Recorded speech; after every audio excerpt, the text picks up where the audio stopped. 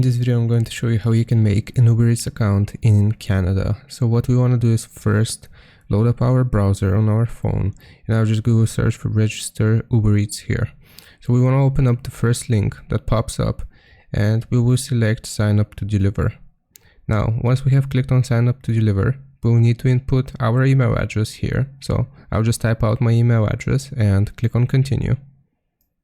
Now we will receive a 4-digit code sent to the email address, so we need to verify it. So just type out the code here.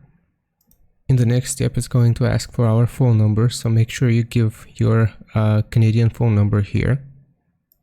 Now after you have chosen or written your phone number, then here it is going to ask you for your location, and if we choose Canada and Melbourne just as an example here, the process is going to look a little something like this. So we will need to provide an identification document as well as our profile photo, a bank statement which was issued in the last 3 months, appropriate equipment for food transportation. This basically means a bag, so a thermal bag.